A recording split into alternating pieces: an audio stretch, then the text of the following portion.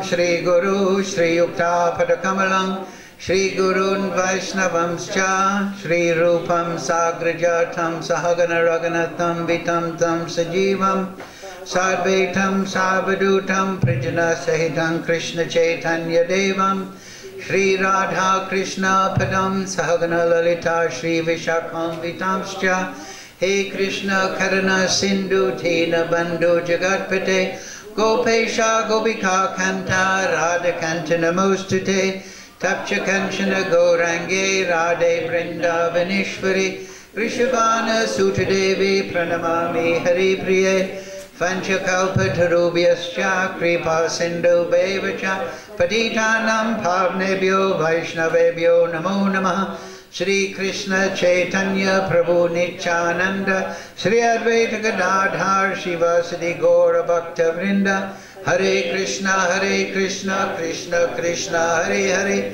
Hare Ram Ram Ram Hare Hare.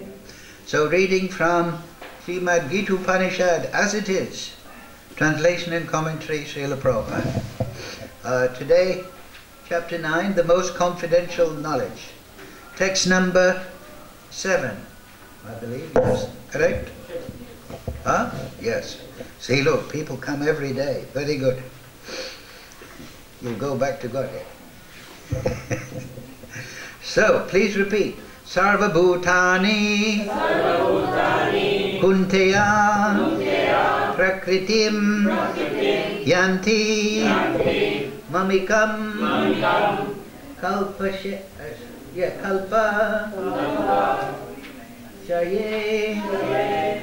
Shaye Punas Tani Kalpado Vrishtajami Aham Sarvabhutani Kunteya Prakritim Yanti Mamikam Kalpashaye Punasthani Kalpado Vrishtajamyaham Sarvabhutani Kunteya Prakritim Yanti Mamikam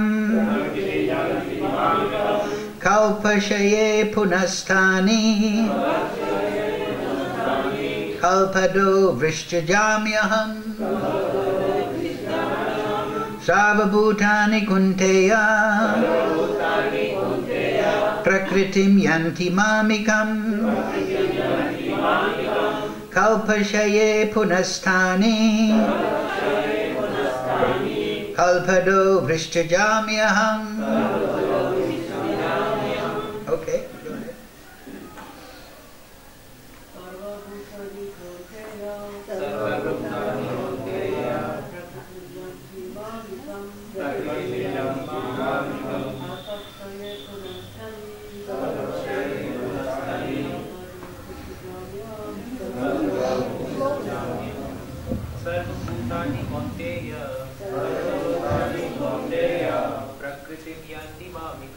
Prakritim Yanti Mamikam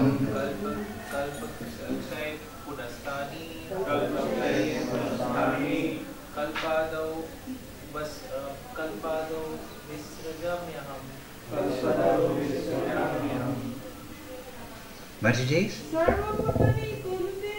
Sarvabhutani Kunteya Prakritim Yanti Mamikam Prakritim Mamikam Kalpashame Bhutani Vishrajamyaham Sarvabhutani Kunteya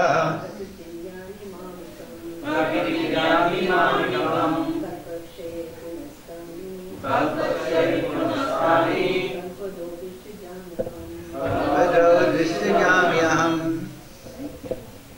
Okay, please repeat. Sarvabhutani, all created entities.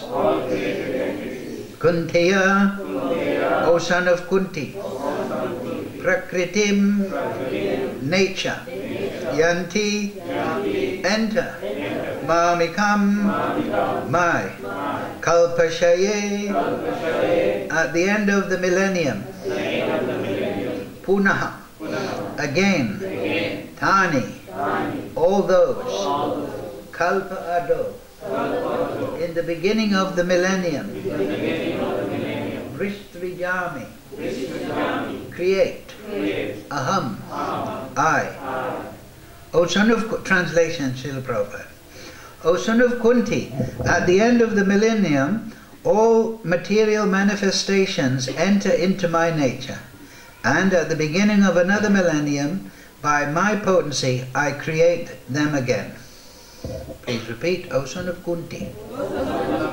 At the end of the millennium, all material manifestations enter into my nature.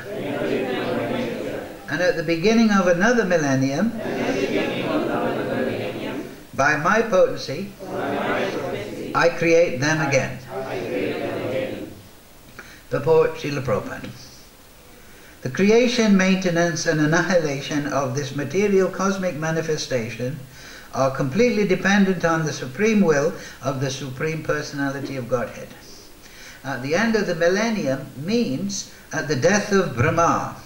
Brahma lives for 100 years and his one day is calculated at 4,300,000,000 of our earthly years.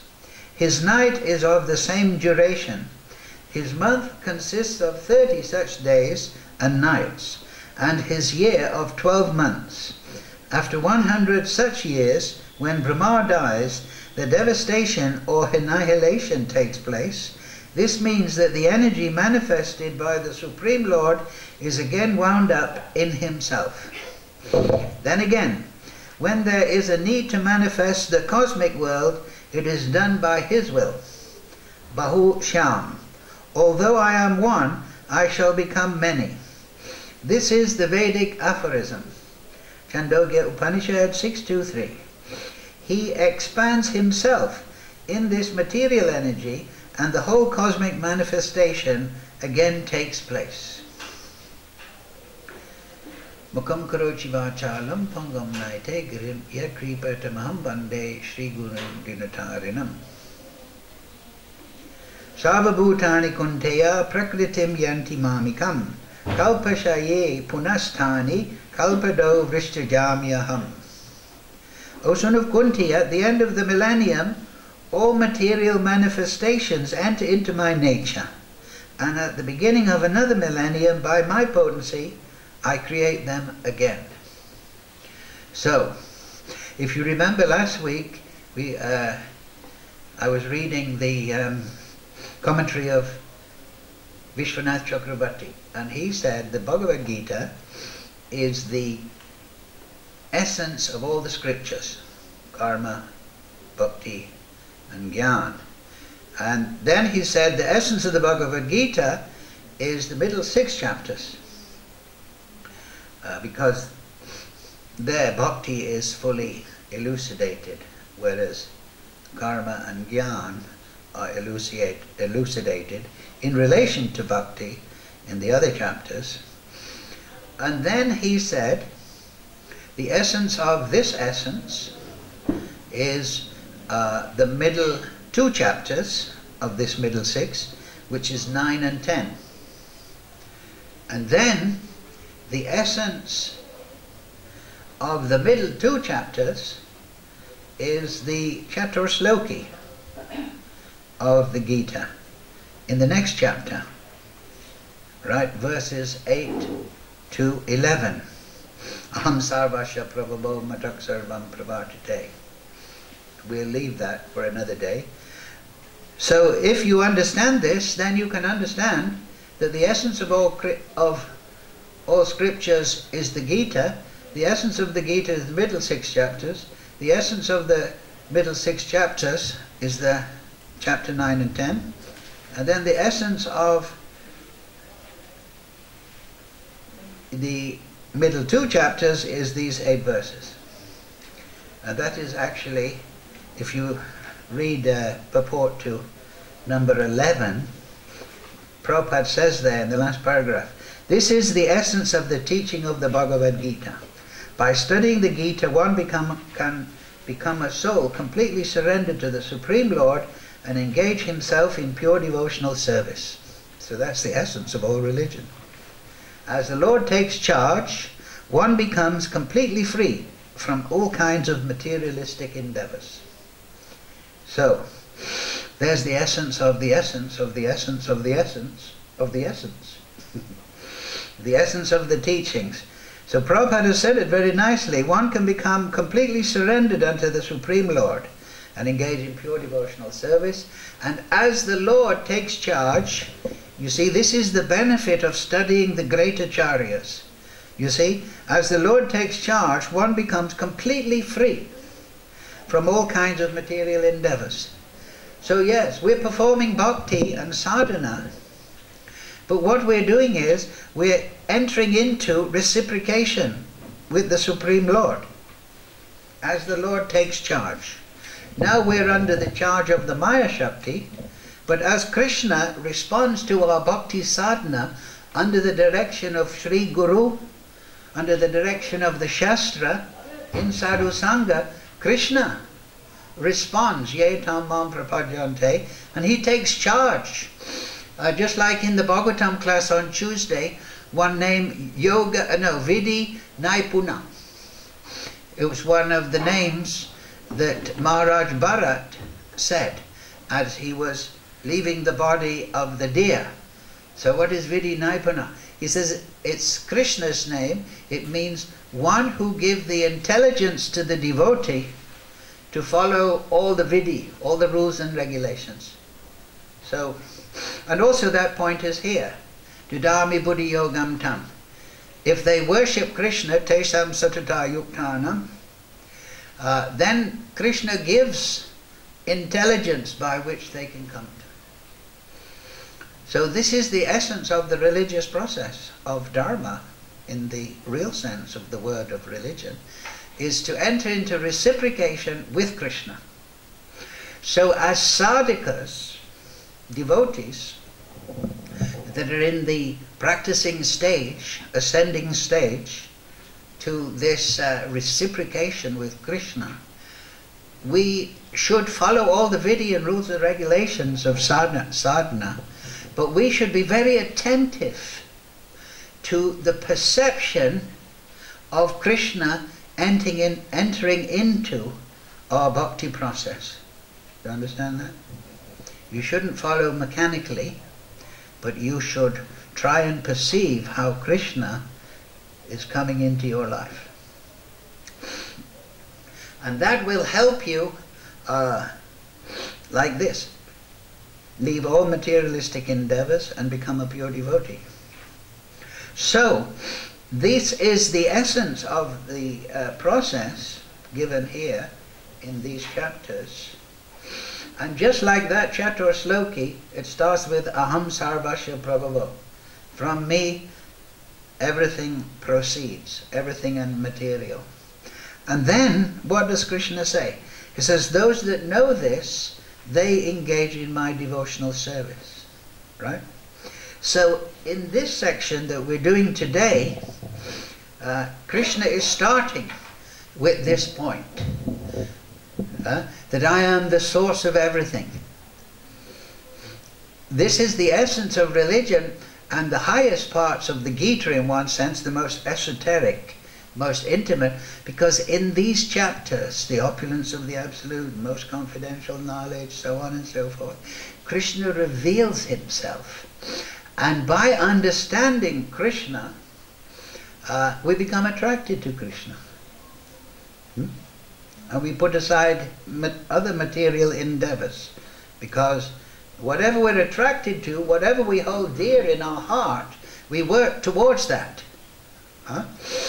So this is the first point here being discussed in bhakti, is this fact, aham sarvasya prabhu, that everything is coming from Krishna. So we have just, in last week's class, we explained that Krishna, in the first 3 verses of this chapter, he glorifies bhakti. So I'll just read those just to recap, and it's full of nectar.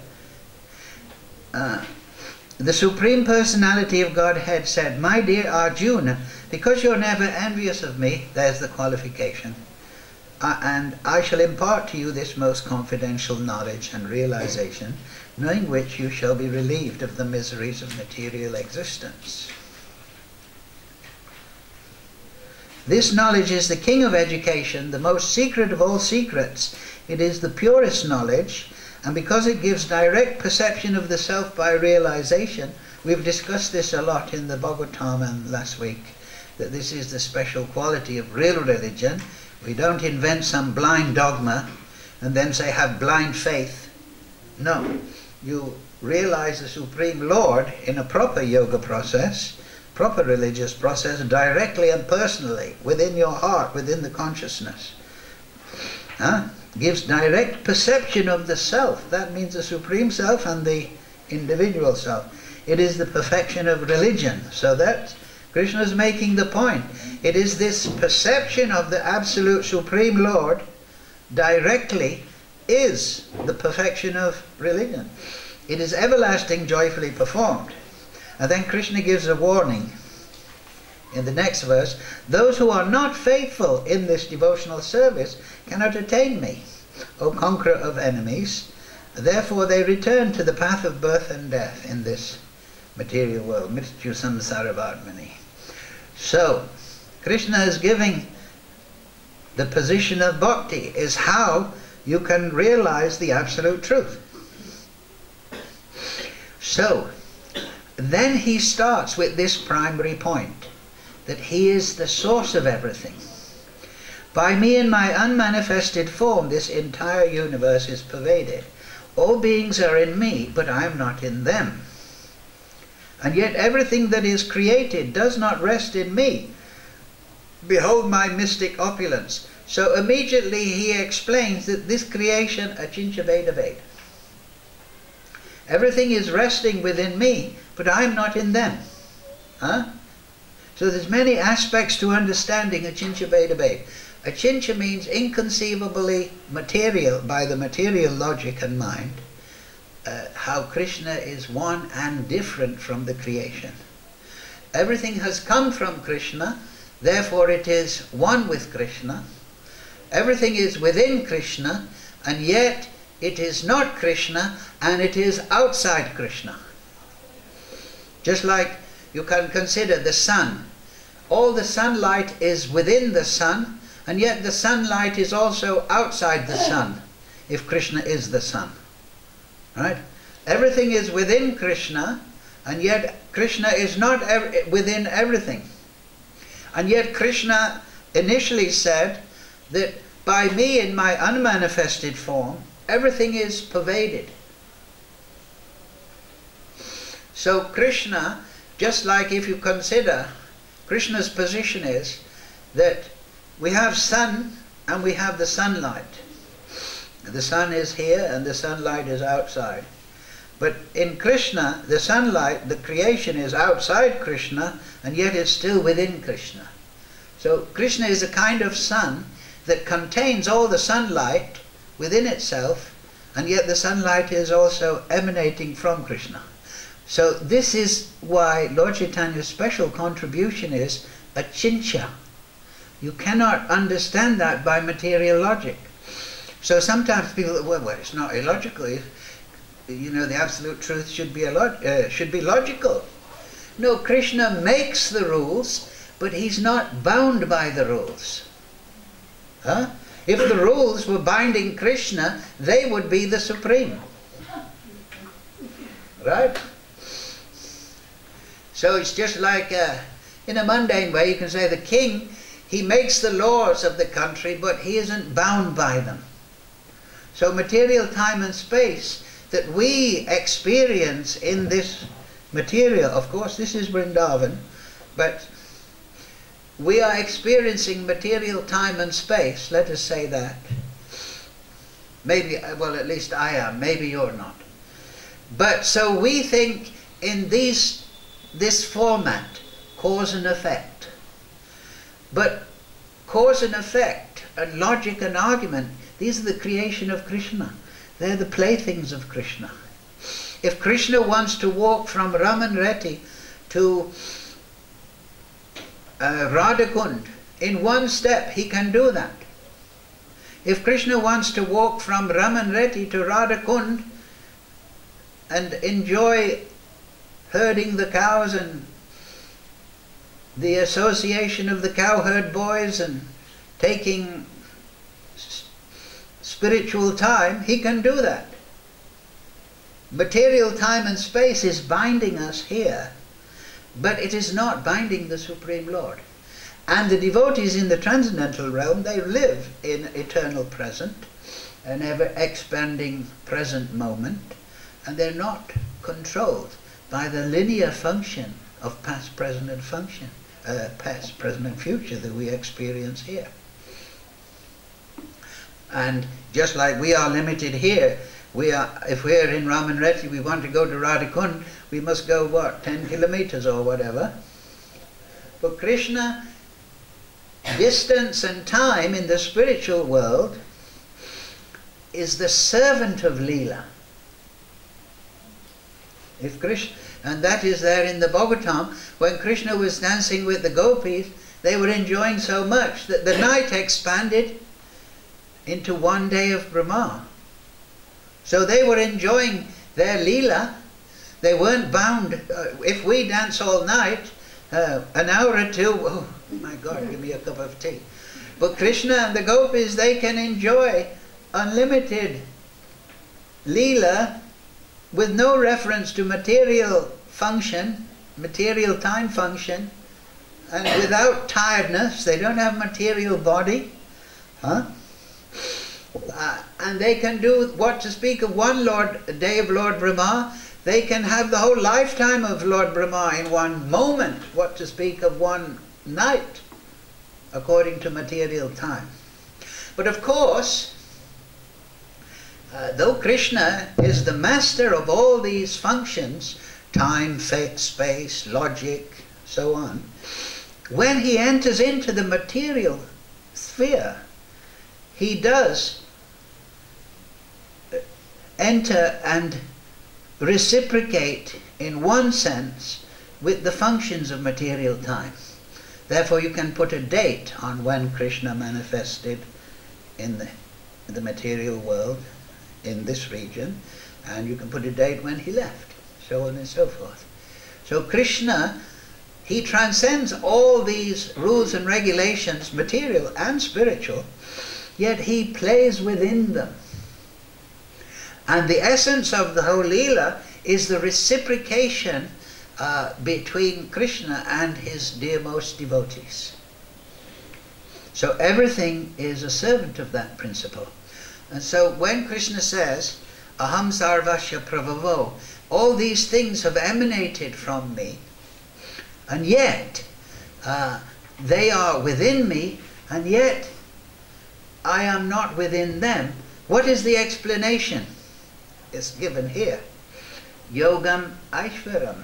Krishna says, although I am the maintainer of all living entities, and although I am everywhere, I am not part of this manifestation, for myself is the very source of creation.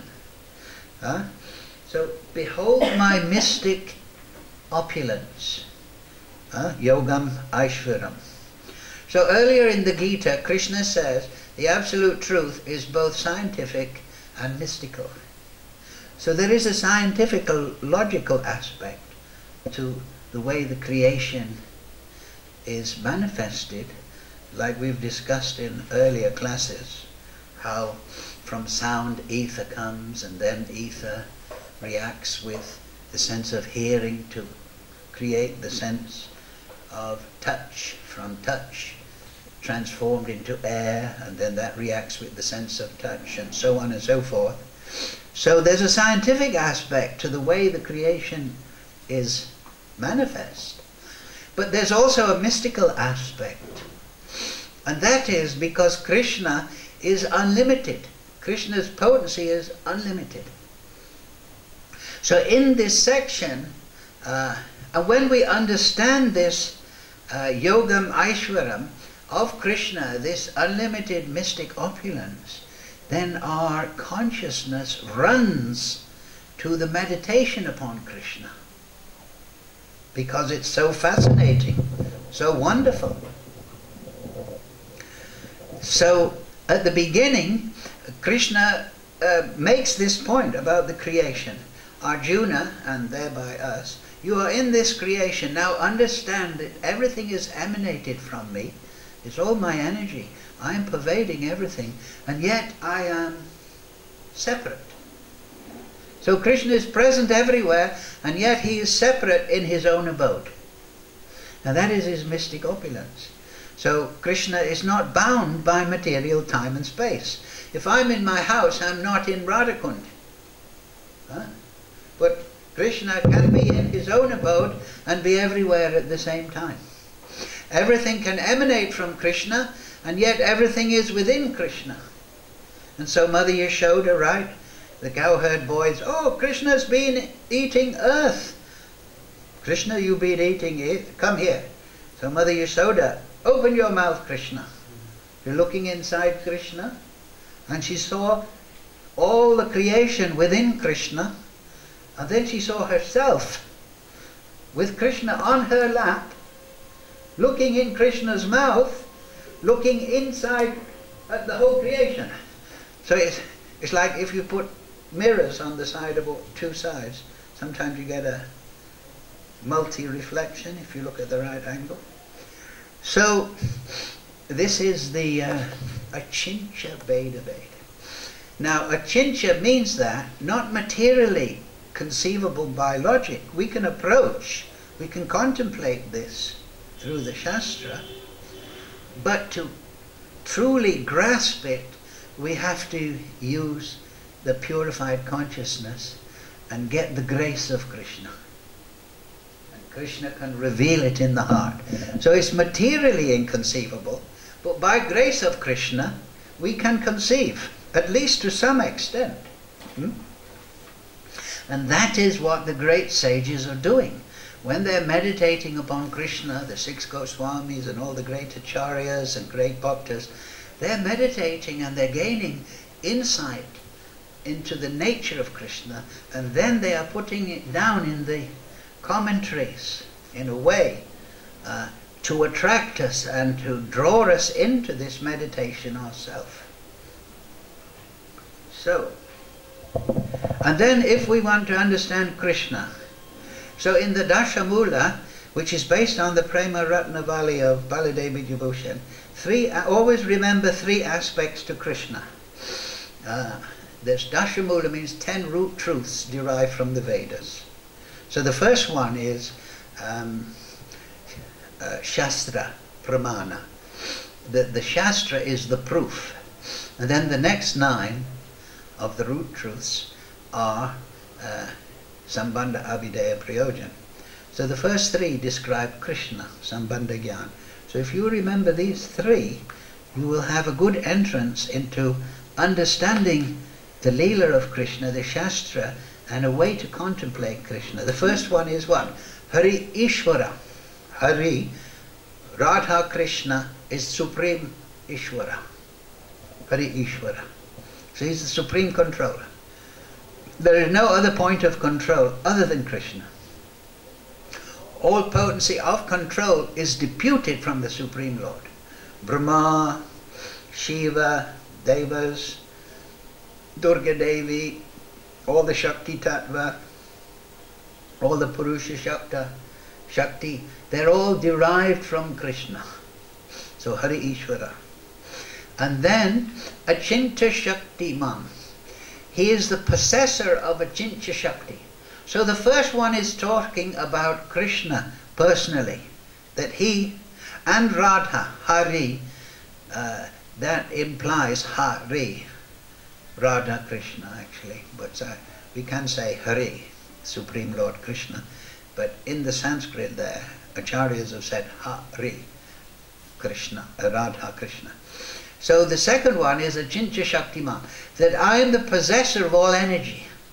Achincha Shakti. Achincha, again. So that means, the first point is that Krishna himself personally, if you like, his Swarup, and then his emanation, his manifestation, his Shakti. So all those Shaktis that the Shastra describes, and Krishna is describing himself here, they are from Krishna, and they are all achintya, in variety, in depth, in control, in manifestation. They are unlimited. So the third point is rasavaisaha. So this is a very important point. So you have Krishna personally, then Krishna's creation, Shakti, and then what is his real nature? How does he know the creation? And this is a description of Krishna's personality. Rasavaisaha. This also Namani Chantamani Krishna's Chaitanya Rasa Vigraha. One Kirtan man came here, so now we're talking about Chaitanya Nam Ras. So Krishna is full of ras. What does that mean, Rasavaisaha? He's the embodiment of all rasa. Rasa means mellows, neutrality, servitude, friendship, parental, conjugal. And then the secondary rasas, laughter, astonishment, chivalry, compassion, anger, dread, ghastliness. And then Rupa Goswami also gives 33 sanchari bhavs, or they are impelling rasas, which churn the primary and secondary rasas. This is rasa tatma. That's the whole subject. So he is the embodiment of all those rasas. So what is rasa? Ultimately, it is a transformation of prema. Just like a man loves his wife, conjugal ras. We're using mundane example. He loves his children, parental, right? He engages a man to fix the electricity. He has affection for that person, dasya bhav. He has friends that come round and have a cup of herb tea. That is sakya bhav, right? So these are all transformations of his consciousness. But essential, so in this material world, the rasa that is felt is very paltry, because this consciousness of the soul is sleeping. But in the spiritual world, the prema is expanded, and so then the experience of love through the rasa manifested by the consciousness is very full and complete and ever expanding. So last week, if you remember, we were talking about the theory of knowledge, and I was explaining 18th chapter. Krishna explains 3 departments of knowledge. There's the knower, the person, then the object of knowledge, like that door, and then there's the process of knowledge, right? So I'm using my consciousness through my material senses and perceiving the door. So I'm the knower, there's a process, and there's the object. So the very important thing when you understand rasavaisaha, that all rasa is derived from Krishna because he's the source of everything. But Krishna perceives, just like I gave that example of the man in his house with his wife and his children and his servants and so on and friends. So a mentally balanced person in this material world, he is affectionate and generous in nature and so on and so forth, because he's purified and he's not selfish to an nth degree.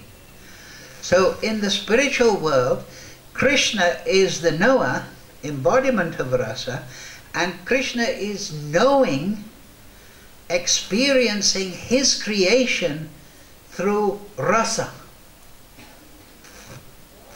He is experiencing Radharani through conjugal rasa. He's experiencing Baladev through sakya bhav, friendship rasa. And the rasa, as I said earlier, bear in mind, is a transformation, it's a mood within the consciousness. So we're experiencing items in this world through consciousness, but that consciousness is affected by certain rasa. So Krishna is the knower, but he's not knowing in an impersonal way. He's knowing through prema. So Krishna is consciousness, is perceiving his devotees, is perceiving his creation through prema. Now, isn't that a wonderful point to contemplate? Try to understand. So that's why often it is said that God is love, right? But actually that is abstract. There's some goodness in that. But Krishna is the embodiment of love. He loves all the objects of his creation, and he perceives them through love, through rasa. Just for example, if I paint a painting and I put it on the wall, I think, oh, better than the Mona Lisa. Because I love it, right? It's my creation, right? That's an object. And then my children come in, and I love my children more than just the, this is an impersonal object, so this is like the material creation, right, a painting. But the children, they're live objects, so I think I love my children. And they say, look what Daddy's made. And the children say, ooh. Oh, Daddy, you made that, it's wonderful. So, by reciprocation, they love my creation also. And the wife, she, you know, she thought, oh my God, when he's gone, burn it. So, but anyway, the thing is, I love my house, I love my friends, right? So you can understand now that Krishna, because we understand through ourselves, we are also the same quality as Krishna. So we are part of Krishna. So Krishna is seeing the creation in that way. Try to understand. Just like in the same way, we write a bit of music and we think, wow, my God, this is better than Beethoven. Because we love our creation, right? And we love our children because they're our children better than the other children. We may love them also, but we have a special taste for our own children. We have special rasa for our own children. So just imagine now how Krishna is looking at his creation. So this is, when people say God is love, they should understand what that actually means. Krishna is the embodiment of rasa, and he loves the whole creation. It is his creation. And he is, just like I am saying, look what a wonderful painting. Krishna wants us to also enjoy rasa, this prema rasa. In the Chaitanya Charitamrita this is discussed, Nityasiddha Krishna, Nityasiddhasya bhavasya. This is dormant within the soul, but it is not expanded. So in the materially conditioned state, our real consciousness is not blossomed. It's restricted, suppressed. Therefore, Acharya Rupa Goswami is explaining that you perceive Krishna, or you realize Krishna directly at bhava bhakti. Bhava bhakti. 4 stages you can put bhakti. Vaidhi bhakti, follow rules and regulations, regularly chant, avoid sinful activity.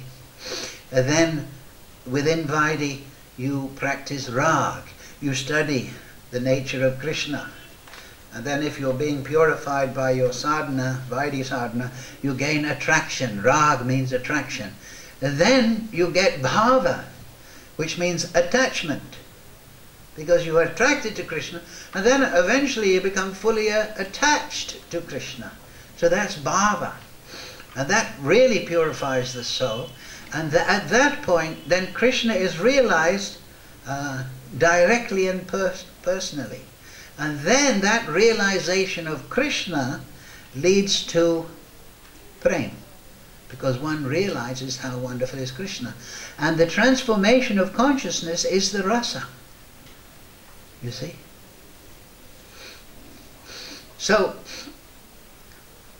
when we say we must realize Krishna's presence, it means that as we, through direction of Guru, we perform sadhana bhakti and study Krishna, and our mind naturally fixes on Krishna, then Krishna's attracted to us.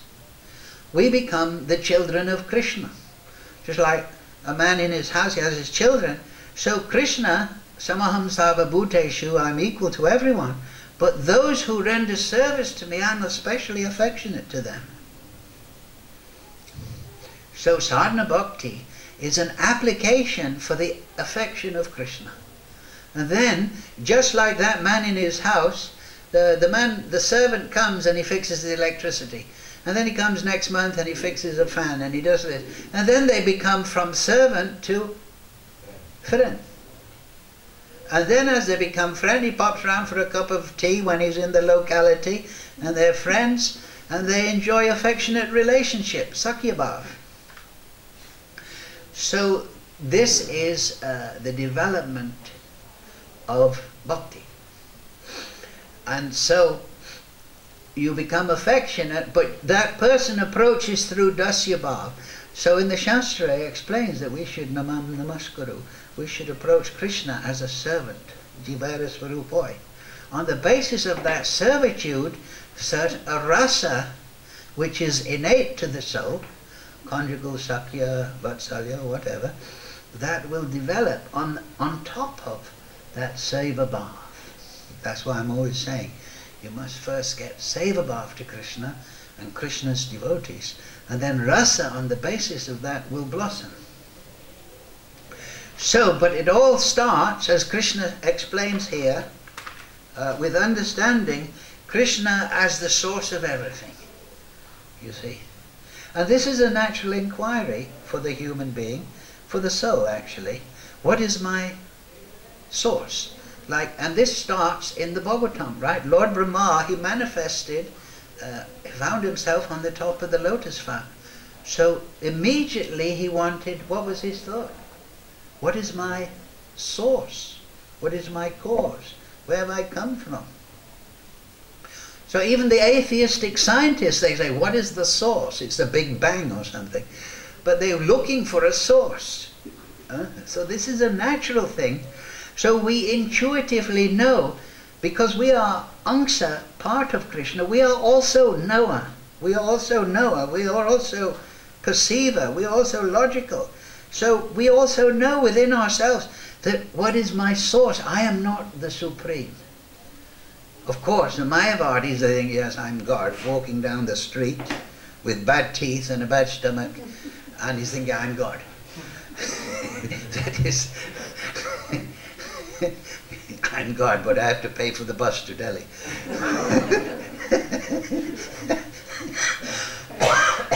Anyway, we're all God in the sense that we're part of Krishna, right? One Mataji asked, right, how can we become enviless? Sakyam is mentioned. You become by realizing you are Krishna, right? In one sense, Achincha Beda Beda. We are Krishna, we're part of Krishna. Lord Brahma, in the 14th chapter of the 10th canto, he explains this. After the Brahma Vimohan Leela, he glorifies Krishna. You know, Lord Brahma in the cowherd boy. So one thing he says, in this world, he says, the objects that we have, manasa deha ge our paraphernalia are very dear to us. But more dear than that is our body. Right? If somebody gave you a choice between your body and your house, you'd say, burn the house. I'll keep my body. Well, most people would. But then, more dear than the body is the mind, right? But then more dear than the mind is the soul. But then the soul, more dear than the soul is the Supreme Lord. Lord Brahma says that. Because he is Atma Atma, he's the soul of the soul. So of course we're stuck now in the material sphere thinking, well, this material paraphernalia is dear, the body is dear, the mind is dear, but I'm the ultimate thing, me. But we're disconnected from our source. So as soon as we meditate upon Krishna and realize Krishna, Krishna as the soul of the soul becomes more dear to us than our own self. You understand? Of course our own self is maintained, and in our, that is Prem Bhav.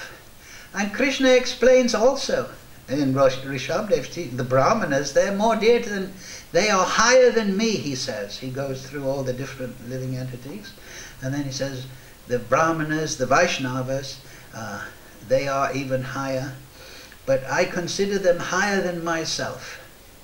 But that is Krishna's humility. The devotee doesn't think like that. But devotee thinks that his devotees are higher than me. He becomes the servant of his devotees. Though we should be very careful that we should always approach Krishna in this mood of supplication and humility. Mam namaskaru. So anyway, we're going. Understand that as the mighty wind blowing everywhere rests always in the sky, all created beings rest in me. So this is very good. Though we say everything is one and different, so everything is Krishna, but for the purpose of bhakti, we stress the difference. Huh? We don't say, oh yes, okay, very good, nice class, I'm Krishna. Yes, you're Krishna, but for the purpose of bhakti, and the bhakta thinks, oh no, but Krishna is my Lord, he's my object of devotion. So he's separate in that sense. So if you go too much on the oneness platform, then if you go overboard, you become like Brahmavadi or Mayavadi. But then if you maintain the separate, then bhakti flourishes in that. But the best bhakti is understanding everything is Krishna, and I'm reciprocating with Krishna in his individual form. You understand the point? The whole cosmic automatically manifested, right? O Dhananjaya, all this work cannot bind me. I'm ever detached from these material activities. So this is Achincha Veda Ved, right? Everything is produced by me. I'm working and doing everything, and yet I'm detached. So Achincha Veda Ved has many aspects of contemplation. He's creating everything, and yet it's no stress, right? We work hard and then we sit down, oh my God. But Krishna produces everything, and he's still worried about Mother Yashoda may catch him stealing the butter.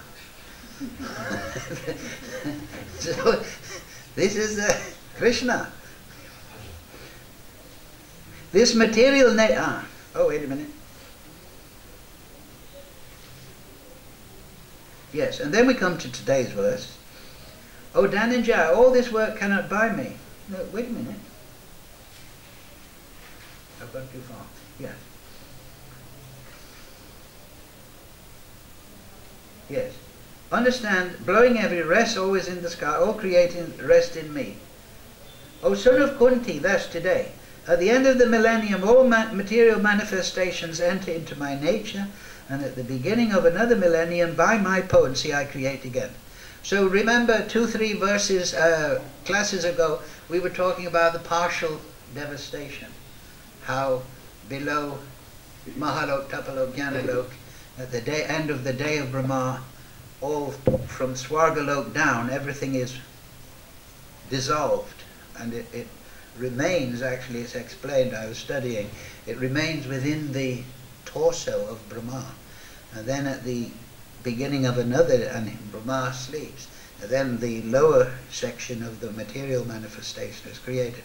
So this is a reference to how when Brahma dies, as Prabhupada says of course, then the whole material creation, which is manifested out of the Prakriti, my nature in this case, is wound up again. The whole thing, all the universes. So it's very important to say that. We've already discussed about 4 or 5 classes ago about exactly about how, and we had a Bhagavatam class, you wanted a copy, how the 24 elements, material elements, manifest out of false ego.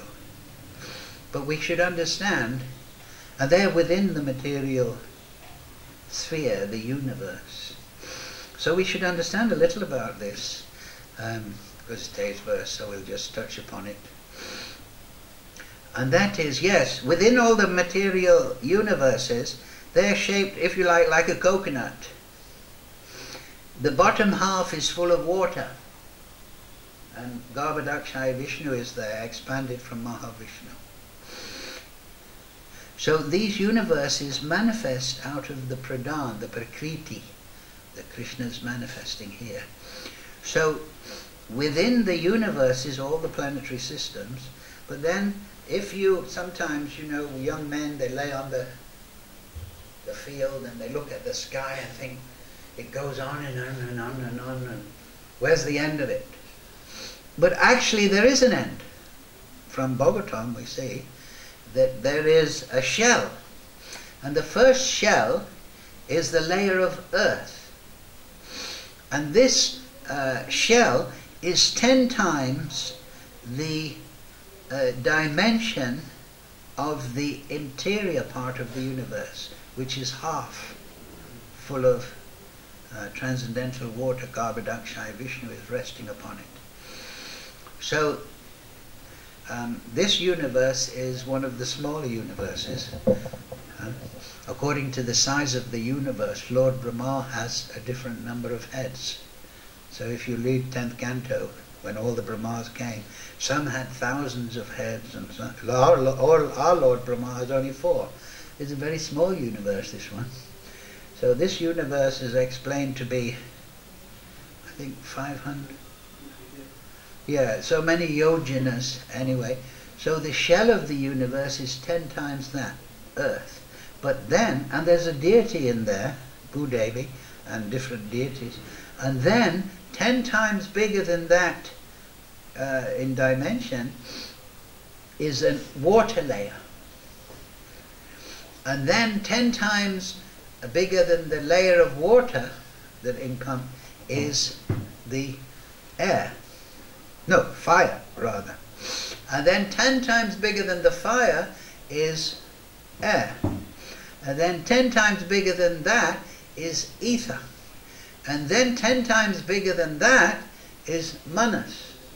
And then 10 times is buddhi. And then the final layer, 10 times bigger than that. And we're going from gross earth layer to more fine, is ahankara. And ahankara, the deity of the ahankara layer is, yes, exactly, Lord Shiva. So Lord Shiva, if you know, is a transformation. Shiram Yatadadev. He's like, Vishnu is like milk. Shiva is like yogurt. So Shiva, this pradhan, which is the Karanadak Samudra, within which Mahavishnu is enjoying mystic slumber. So within the Lord Shiva is that layer, you can say, of ahankara. And that is the dividing line between the pradhan, which emanates from the body of Mahavishnu, and the gross material elements that form the shell. So he, Lord Shiva, you can understand now how he is a transformation of Vishnu. He is the medium, if you like, between those gross manifestations within the universe and the pradhan, within which Mahavishnu is lying in mystic slumber.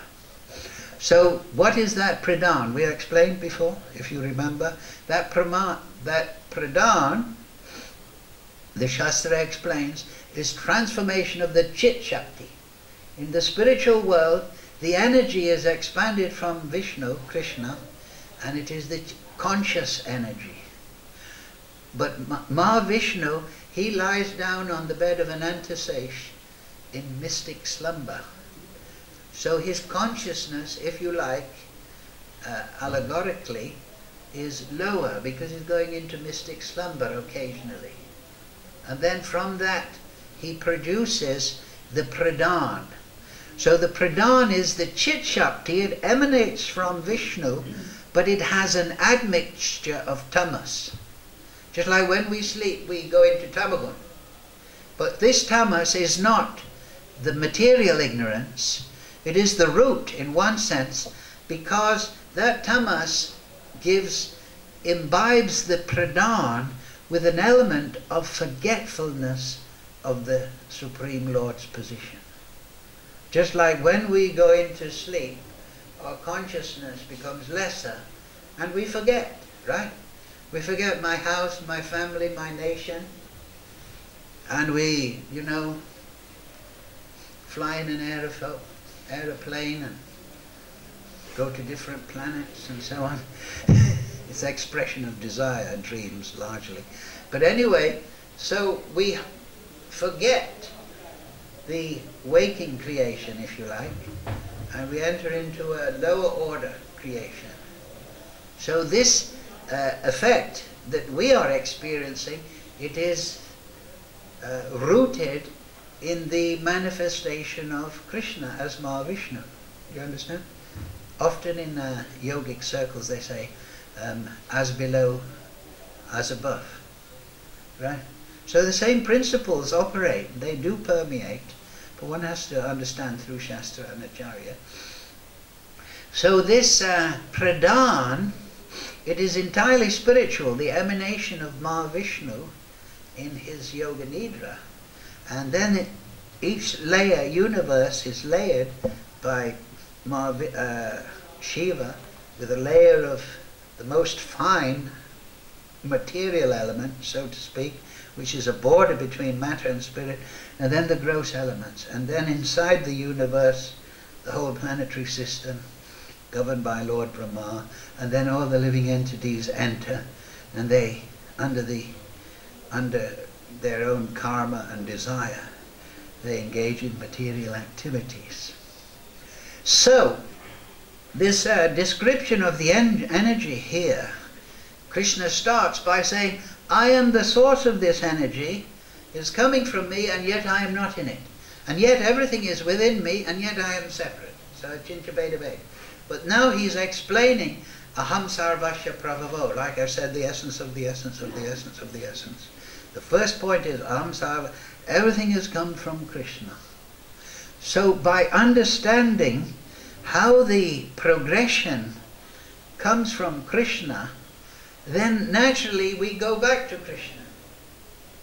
Because all the creation in all its scientific categories and so on and so forth, ultimately they're rooted in the Supreme Lord.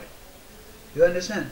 So when we study this, how the universe is constructed, how the living entities are there, the layer of earth, and it goes all the way back, and then we find ourselves with Mahavishnu in the causal ocean, and Mahavishnu is expanded from the Chatuvyuha,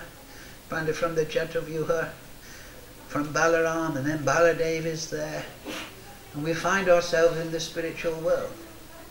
So this understanding of creation which Krishna is giving to Arjuna is very important, and is giving to us in this way, because naturally our consciousness will find the lotus feet of Krishna as we study even the creation, the material creation. We will find ourselves at the lotus feet of Radha and Krishna, their source.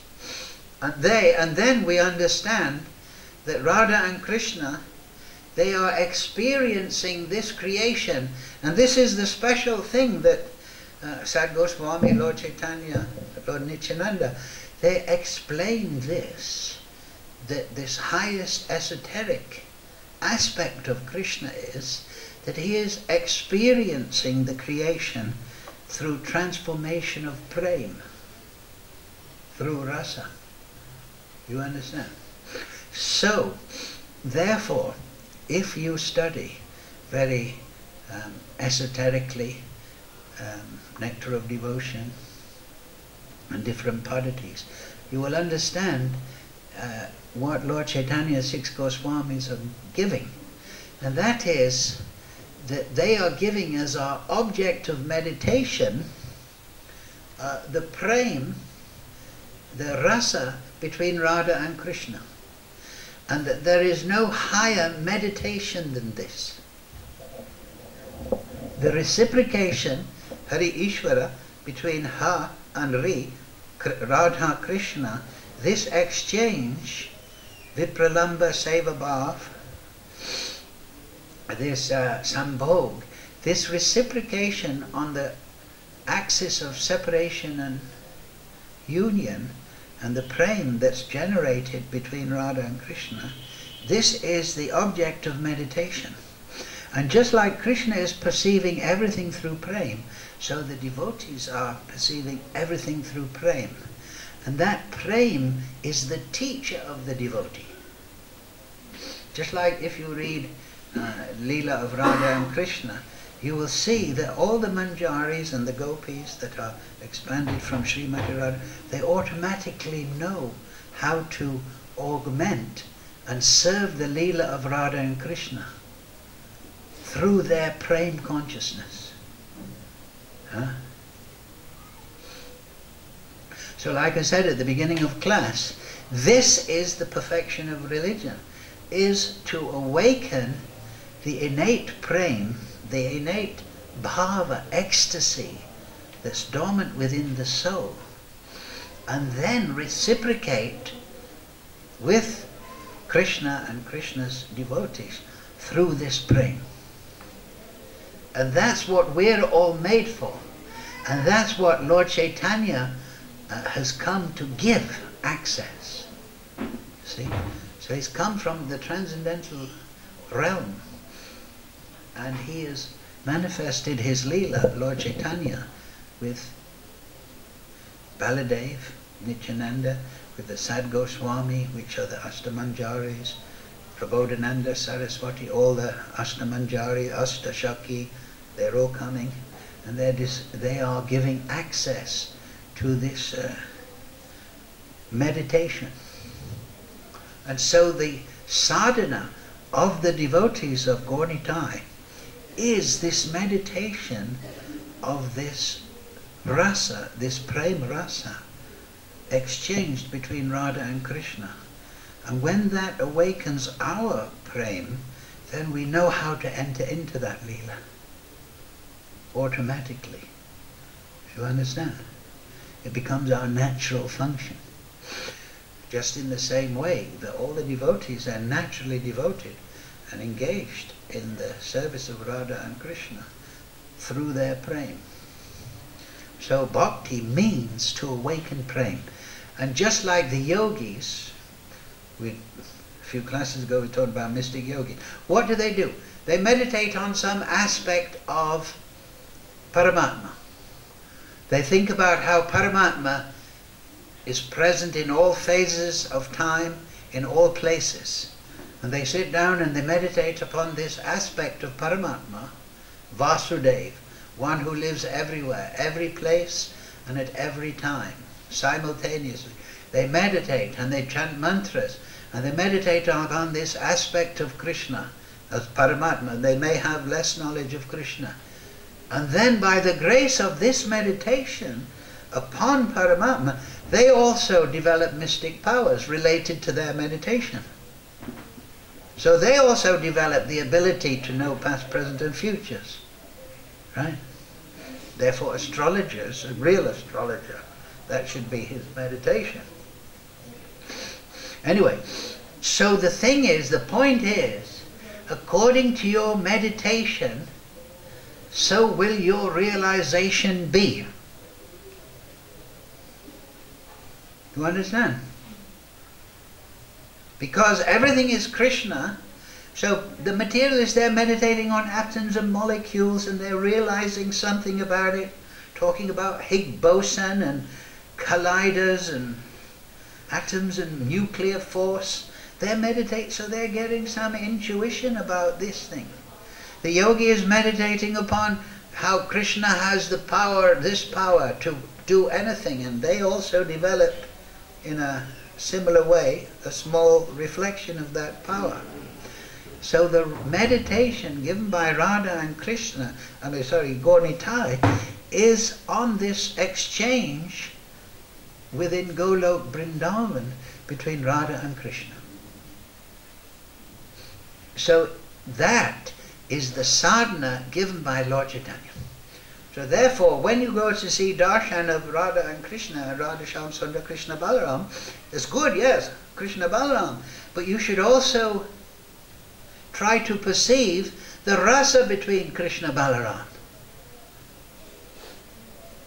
That is there. They're enjoying reciprocation on the altar. Radha Krishna and Lalit Vishaka. If you think they're statue, then you'll just see statue.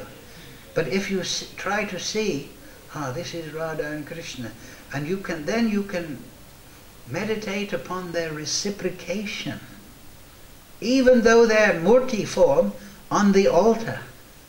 And right, everybody knows that. Then when the deities are open, then you get such a aura, is it not? And then when the deities close, it feels like something's missing in the room. So this is what we should, like I say, we should try to hone our perception of Krishna through our sadhana. Try to perceive how the deity is reciprocating, they're reciprocating with each other, and then we should try to enter into reciprocation with the deity. Because that is what we are made for. You understand? We're not meant to stay in this material world, in the cycle of birth and death. We're meant to enter into reciprocation with Krishna and all his devotees. So this is, Bhagavad Gita teaches us this. It points us towards the Supreme Lord. And then by the grace of Gaur Nitai, we know what the correct meditation, what aspect of that Supreme Lord is. Therefore explained. In the Brahma Samhita explains what is that meditation within the heart. 1,000-petal lotus, and Krishna is there being served by the Lakshmis very attentively in great love and devotion. Right? And then what is the Abhideya mantra? Divyad Brindaranga Kalpadro Srimat Ratnaga Simhasanaso Srimat Radha Srila Govinda Devo Prastaribe Sayamano Smarami. I remember Radha and Krishna sitting under a desire tree on a jeweled throne, being served with great love and affection by the gopis. So it says that they're being served with great love and affection. So these are our contemplations in our sadhana. And just like the yogi, he gets that mystic power of being able to see past, present and future.